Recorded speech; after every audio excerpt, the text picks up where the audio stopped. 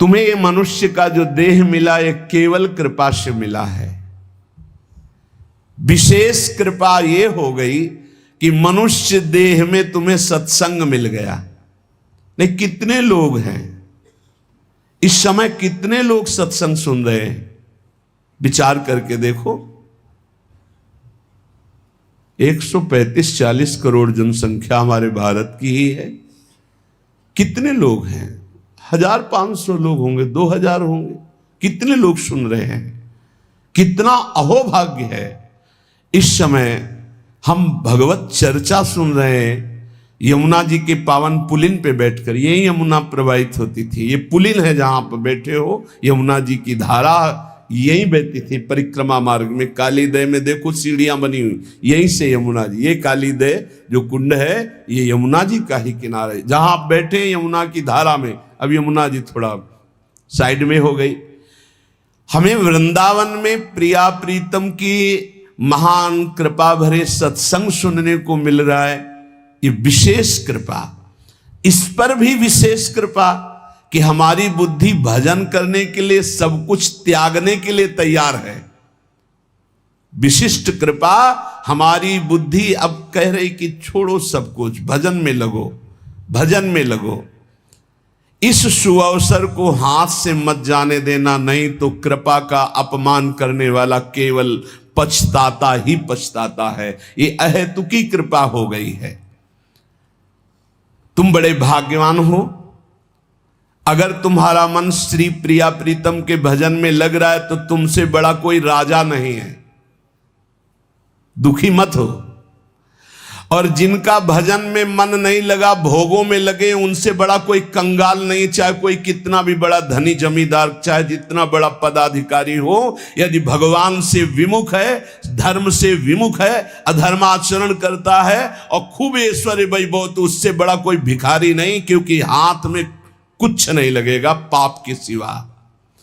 आज तुम्हारा वास कमजोर है, तुम्हारे खान पान की व्यवस्था कमजोर है, तुम्हारा कोई साथ नहीं दे रहा है, संपत्ति भी नहीं है, लेकिन तुम प्रिया प्रीतम का नाम जप कर रहे हो तो कह रहे तुमसे बड़ा कोई राजा नहीं है, तुम बहुत बड़े धनी हो। देख लेना समय पर जब ये फसल अपना रंग दिखाएगी।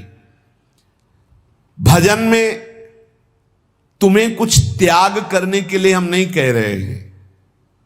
तुम जो काम करते हो धर्म पूर्वक करो। जो काम करते हो प्रभु को समर्पित कर दो और नाम जप करते रहो। शरीर को सेवा का साधन बना दो, मन को सुमिरन में लगा दो। आप देख लेना, अगर अहंकार नहीं करोगे तो तुम्हारा बेड़ा पार हो जाएगा।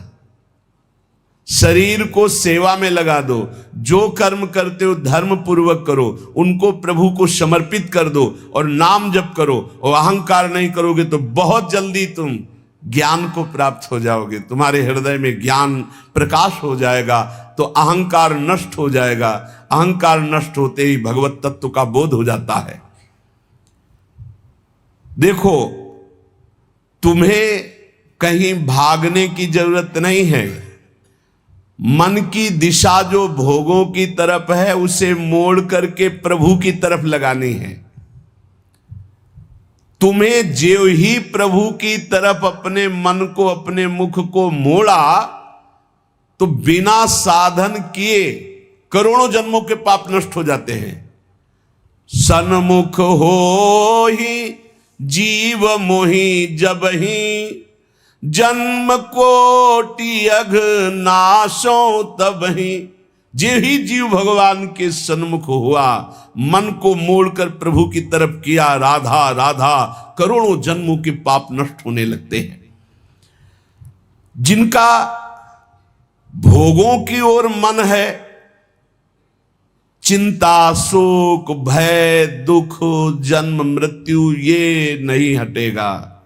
चाहे जितना रुपया जमा कर लो, चाहे जितना भोग लो, चिंता, शोक, भय, मृत्यु ये तुम्हें सताते रहेंगे। नरक के निंदनीय गर्त में तुम्हें गिरना पड़ेगा, महान दुख भोगना पड़ेगा। इसलिए तुम पर भगवान की कृपा हो गई है। मनुष्य शरीर सत्संग भजन की महिमा। अब आप अपने ऊपर कृपा कर लो कि भजन में मन को लगाओ। विश्वास करो, अपने को जो भजन में लगाता है मानो पग पग पर अपनी सुरक्षा कर रहा है, पग पग पर अपने को सुख की तरफ ले जा रहा है। और जो अपने मन इंद्रियों को भोगों में लगा रहा है तो पग पग पर अपने को फंसा रहा है, वो दुख भोगने की तरफ जा रहा है। देखो, भगवत कृपा बरस रही है, सब तरफ से कृपा बरस रही है, तुम्हारे ऊपर अपार कृपा हो गई है। बस तुम इस कृपा का परिचय करो और इस कृपा के परिचय को प्राप्त करके डूब जाओ। हमारे ऊपर अपार कृपा श्री जी की। भगवत प्राप्ति के लिए ये बहुत अनिवार्य है कि इस कृपा का आदर करो। जो जो आपके ऊपर कृपा हुई उसको वर्ण करो। कितनी कृपा!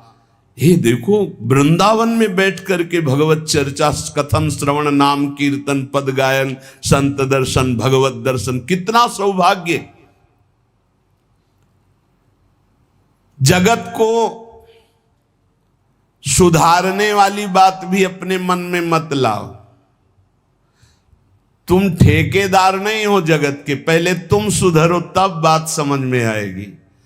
तुम्हारा सुधार हुआ कि जगत को सुधारना नहीं, ये सब भगवत स्वरूप है। पहले तुम सुधरो। और प्रायः ये होता है कि हम जगत सुधारने की बात, जहां थोड़ा परमार्थ बना तो हम दूसरों को सुधारने की बात सोचने लगते हैं। पहले तत्व तक पहुंचो, पहले बोध प्राप्त करो, नहीं तो बीच में अगर पूरे सच्चे खिलाड़ी नहीं हो तो माया के पार्षद टांग मार के अपने पक्ष में गिरा लेंगे और तुम अपने पक्ष में पहुंच नहीं पाओगे। इस जगत को प्रभु स्वरूप समझो और अपने आप को प्रभु के चरणों में न्यौछावर करके चुपचाप दीन बन के अपने को छुपाते हुए दीन बंधु के सुमिरन में खो जाओ। जो थोड़ी भक्ति करके लोगों में परिचय बनाना शुरू कर देते हैं कि मैं भगत हूं, मैं अमुक अनुष्ठान कर रहा हूं, मैं अमुक अमुक साधना कर रहा हूं, बिकने लगते हैं। याद रखो, वो प्रभु की प्राप्ति के पथ से बहुत ही भटक जाते हैं। प्रभु के प्रेम रंग को प्राप्त करने के लिए जब तक भगवत प्राप्ति ना हो जाए तब तक परिचय को छुपा के रखना चाहिए। अपना परिचय कोई न जान पावे कि मैं कौन हूं, क्या हूं, कैसा हूं। जितना तुम परिचय छुपाओगे अपना, उतना परिचय प्रभु अपना प्रकाशित कर देंगे आपके सामने। और जितना आप अपना परिचय बढ़ाओगे उतने प्रभु अपना परिचय छुपाते चले जाएंगे। सिद्धांत को समझ लो। जितना आपका परिचय छुपेगा उतना ही आप अपना परिचय प्रकाशित कर देंगे, और जितना आप अपना परिचय प्रकाशित करेंगे उतना ही आप अपना परिचय छुपा लेंगे। प्रभु याद रखो, तुम्हारे ऊपर कृपा निरंतर बरस रही है। कृपा चारों तरफ से घेरे हुए है। कोई क्षण भी ऐसा ना जाए जिसमें तुम कृपा सिंधु प्रभु का विस्मरण कर दो। स्मरण परायण रहे, एक भी क्षण स्मरण के बिना ना जाए। कोई भी क्षण ऐसा नहीं जिसमें तुम विस्मरण करो। सावधान, तुम्हारे ऊपर अपार कृपा है। इसी जन्म में भगवत प्राप्ति कर लो। हम 40 वर्ष की स्मृति को देख करके कह रहे हैं, क्योंकि खास स्मृति जो जागृत हुई इसमें बड़ा परिवर्तन, 40 वर्ष में बड़ा परिवर्तन। आगे अगले जन्म में क्या हमको भजन करने के लिए अवसर मिलेगा पता नहीं, कितना विघ्न आ जाएगा। इसलिए तुम वंचित न रह जाओ भगवत प्राप्ति से, नहीं तो बहुत दुख भोगना पड़ेगा। तुम अपनी प्यारी से प्यारी वस्तु जो है, प्यारे से प्यारे जो संबंध है, उनमें झांक कर देखो। प्यार है तो प्रभु से है। अगर प्रभु शरीरों से निकल जाए तो कोई शरीर से प्यार नहीं करेगा, चाहे पत्नी हो, चाहे पुत्र हो, चाहे कोई प्यारा हो। तुम उसी प्यारे से प्यार करो, निहाल हो जाओगे। सचमुच विश्वास करो, वो सामने नहीं आ रहा पर वो छुप छुप कर आपको बहुत प्यार कर रहा है। सब मम प्रिय, सब मम उपजाए।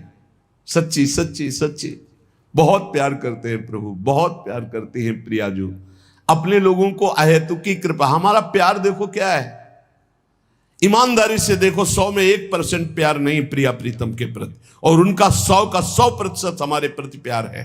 देख लो कहां हम कौन हैं, कैसे हैं, आज भी कैसे हैं, और उनकी कृपा कहां बैठा ले, क्या कर रही कृपा उनकी, कितना अमोघ। हम कर रहे हैं तो बुरा ही कर रहे हैं, और वो कर रहे हैं तो कृपा ही कृपा कर रहे हैं। हम सो ना बिगाड़न को, तो सो ना समारन को, तो ही मोई परी होड़। जब ये बात हम देखते हैं तो रोना आता है, कहां उनकी अपार कृपा और कहां हमारी नीचता। वो अज्ञात रूप से आपको बहुत प्यार करते हुए हर समय आपको दुलार कर रहे हैं। वो तुम्हें कभी एक क्षण के लिए भी नहीं छोड़ते। तुम केवल निरंतर स्मरण करो तो तुम्हें दिखाई देगा कि उनका परम अभय कर कमल तुम्हारे सर पर रखा हुआ है। अब किसके आशीर्वाद की मांगने की जरूरत है? तो आप पूछेंगे कि यदि इतनी बात आप कह रहे हैं कि हमारे को चारों तरफ से भगवान की कृपा घेरे हुए है, हमारे ऊपर भगवान का अभय वरद हस्त है, तो फिर मैं जल क्यों रहा हूं, मेरे अंदर जलन क्यों है, हृदय क्यों नहीं शीतल हो जाता? दिन रात हृदय में शोक है, विषाद है, चिंता है, आग की तरह जल रहा, चैन नहीं मिल रही है। ये क्या कृपा है आपकी? ये क्या आपका अभय वरद हस्त है? आप कह रहे हो सब पर कृपा है, तो मेरा तो हृदय जलता रहता है, मेरा तो हृदय विषाद चिंता शोक से युक्त रहता है। उत्तर यह है, ना आग है ना जलन है, तुम समझ नहीं पा रहे हो, तुम्हारी उल्टी सोच की जलन है, तुम्हारी उल्टी समझ के कारण ये जलन है।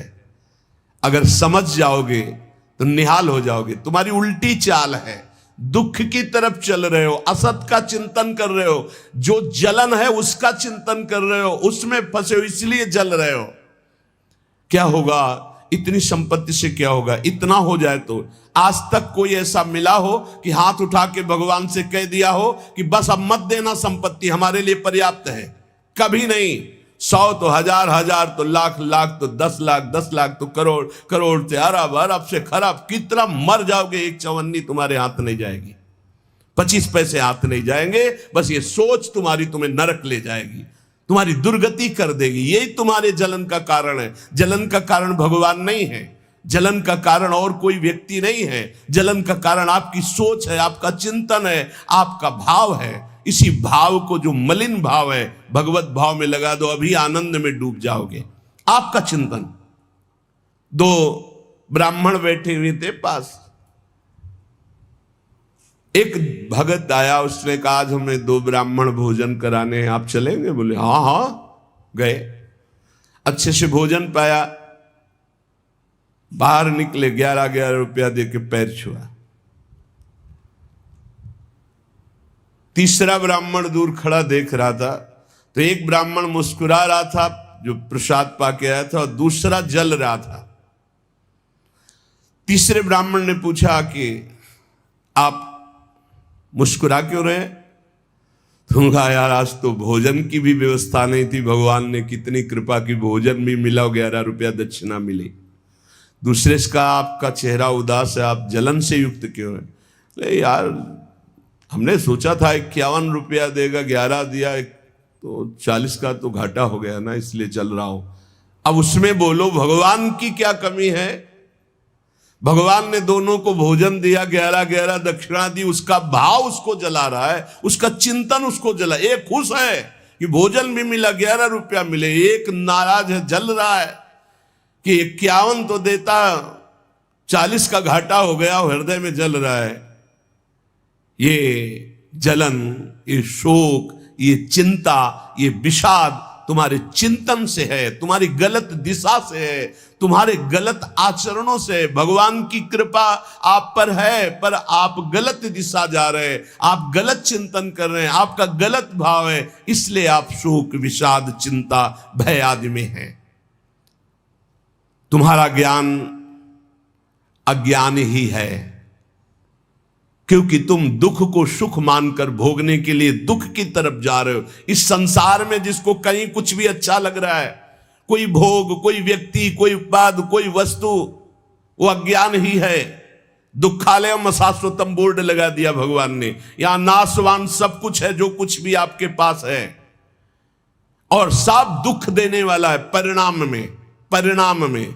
वर्तमान में तो तुम्हें सुखद लगेगा, लेकिन परिणाम में दुख देने वाला यहां सब कुछ है। जो दिखाई दे रहा है वो है नहीं, जो है वो दिखाई नहीं दे रहा। यही माया का कार्य है। इसलिए तुम्हारी सुख की कामना तुम्हें दुख दे रही है। तुम्हारे हृदय में जो ये भाव बैठ गया है कि हम रुपया से, पद से, भोगों से, नाना प्रकार की सामग्री अगर हम मन चाहे मिल जाए तो मैं सुखी हो जाऊं, कभी सुखी नहीं होगे।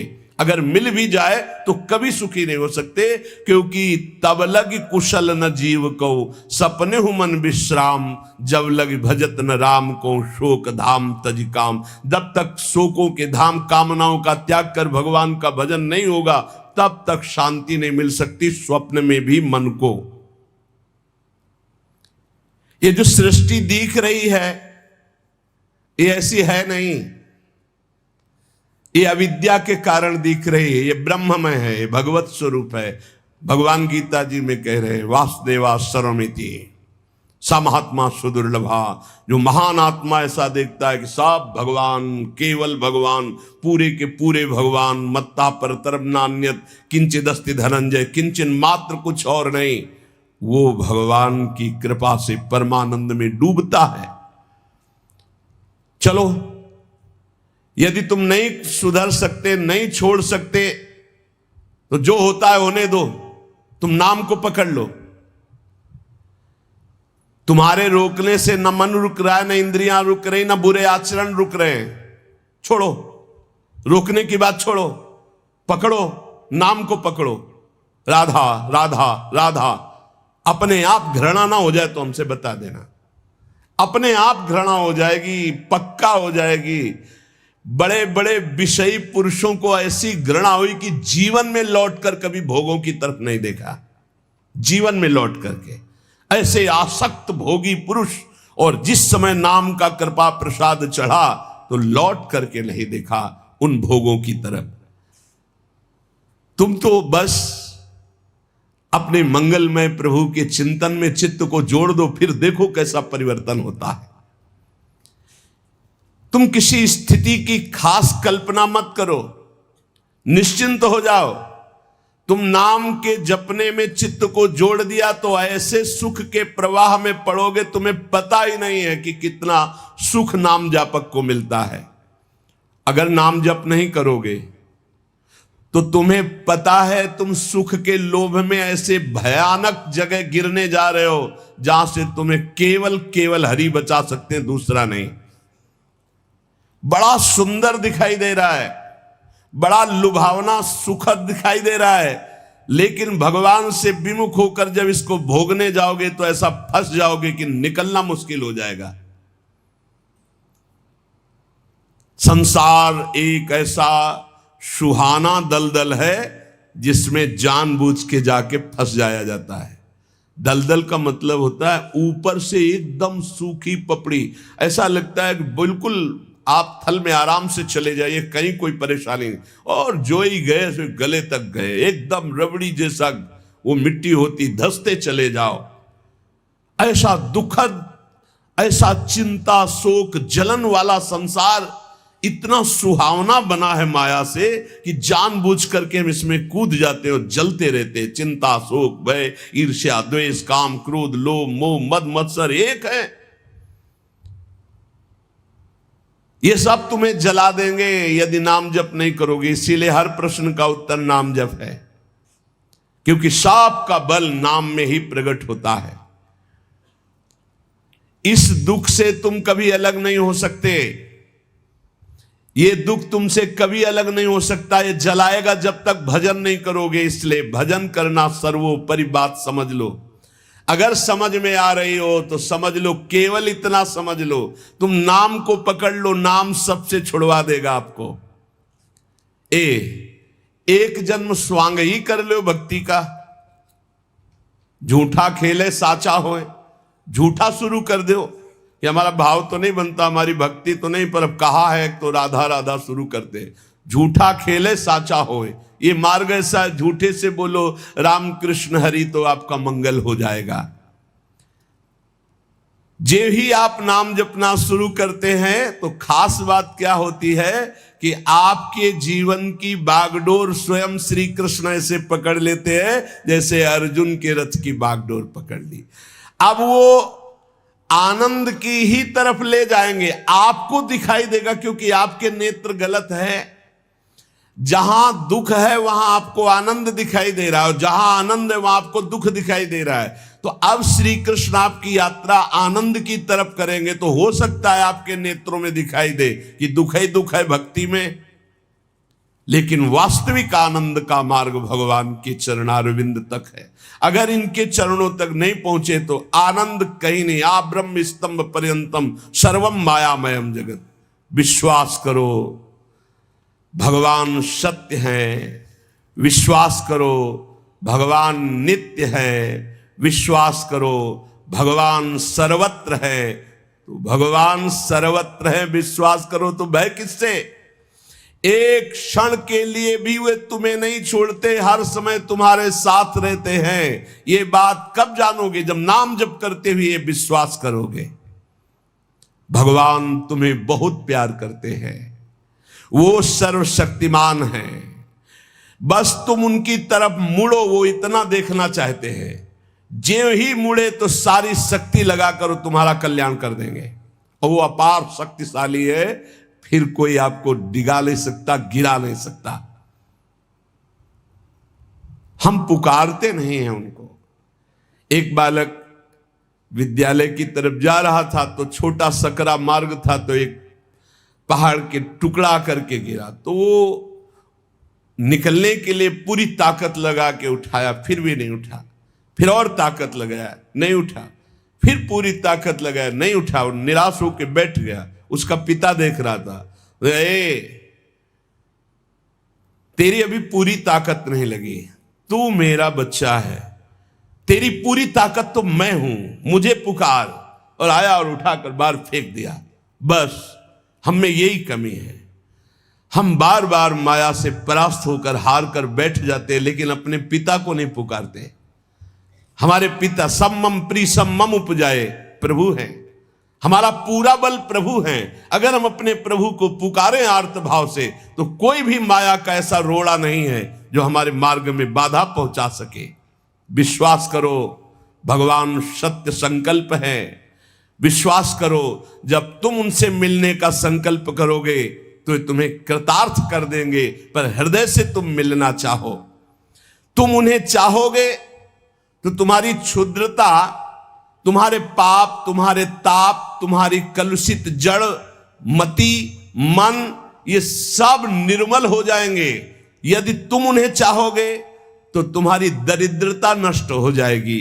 तुम विशाल हृदय वाले परम पवित्र दिव्य चिन्मय मन से उन चिदानंद प्रभु का अनुभव करोगे।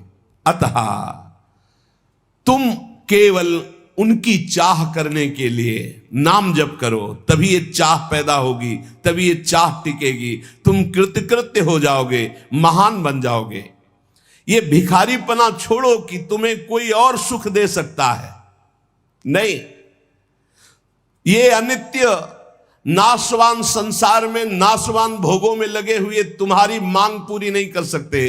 तुम्हारी मांग अविनाशी परमात्मा से पूर्ण होगी। अनेक जन्म व्यतीत हो गए, अभी तक परमात्मा से नहीं मांगा।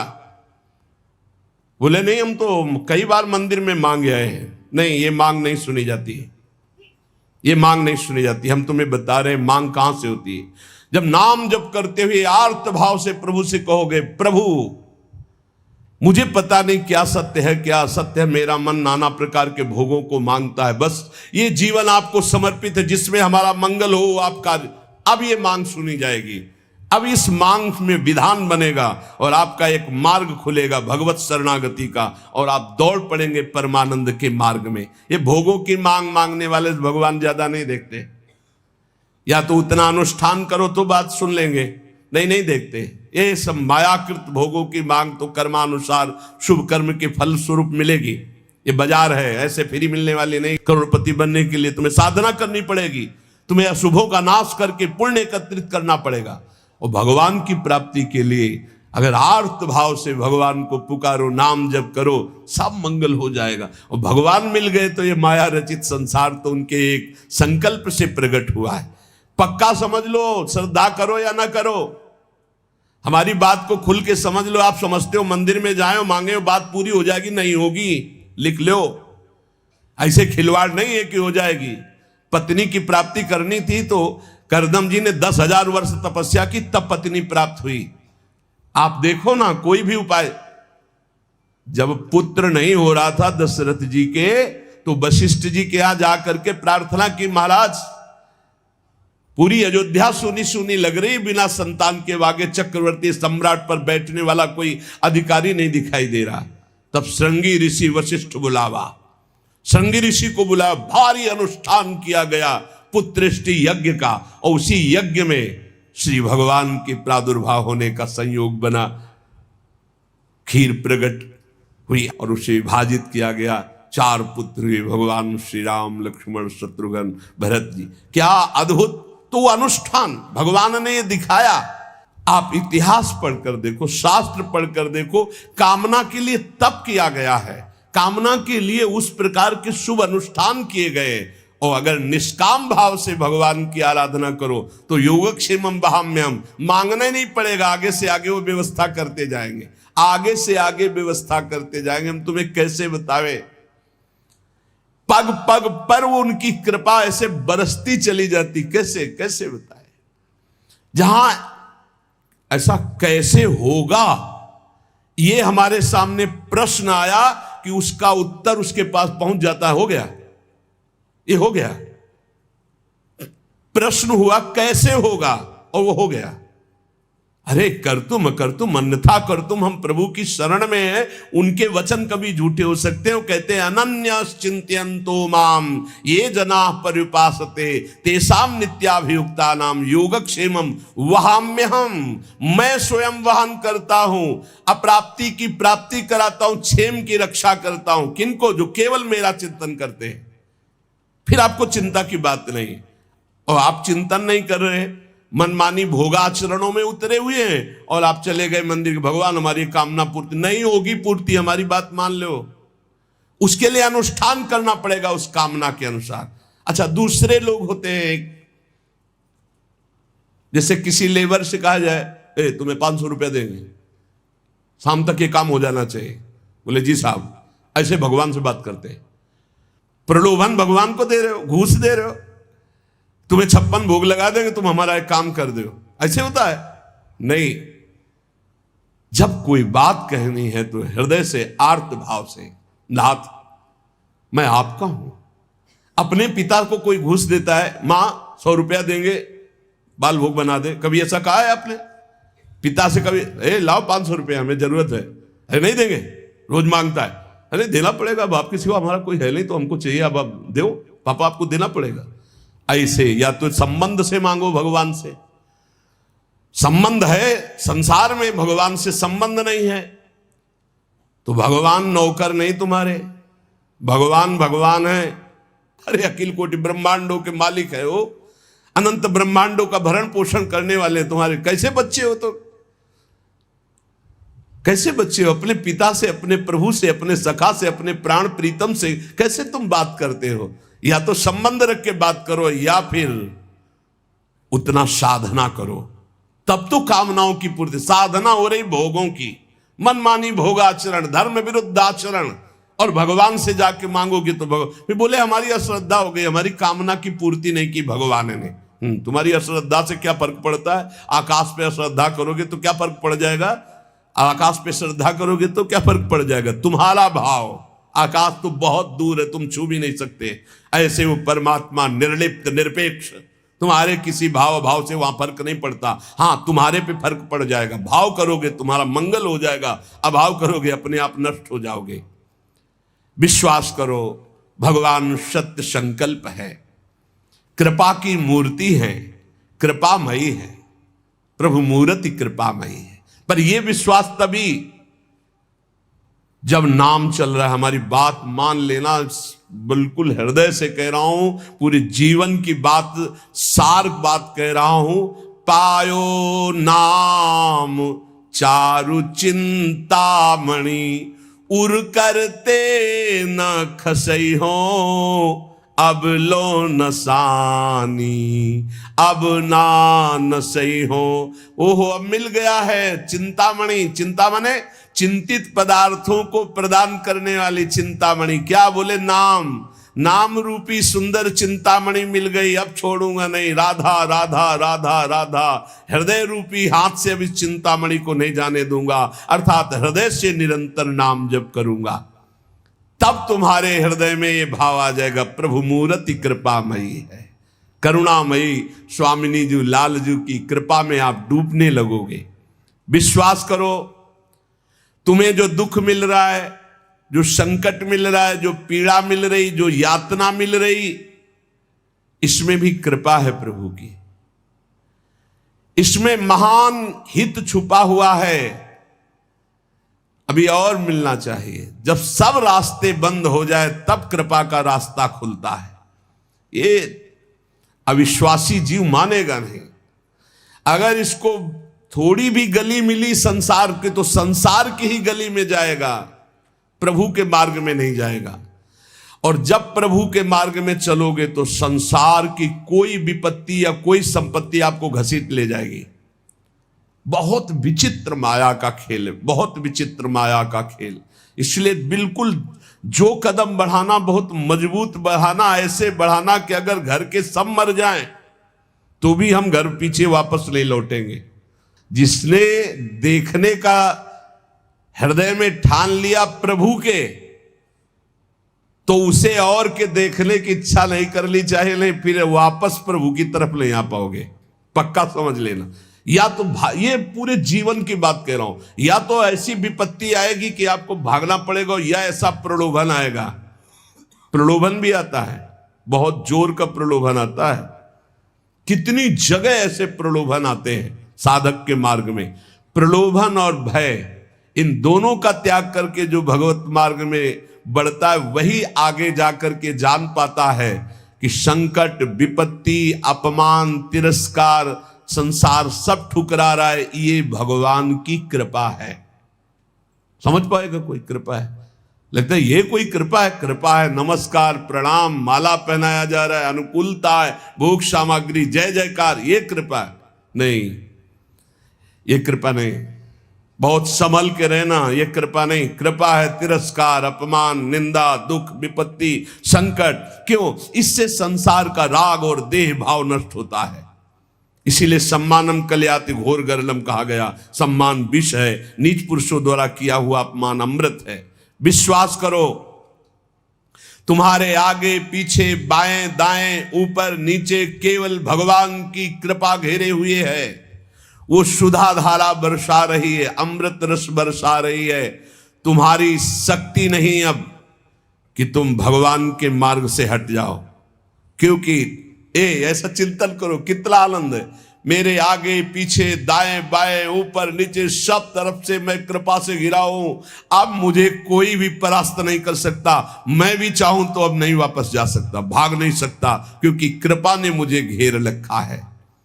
देखो, भगवान पर भरोसा और इसमें कभी शिथिलता ना पावे तो बहुत जल्दी भगवत प्राप्ति हो जाती है। भगवान पर दृढ़ भरोसा और शिथिलता ना आना,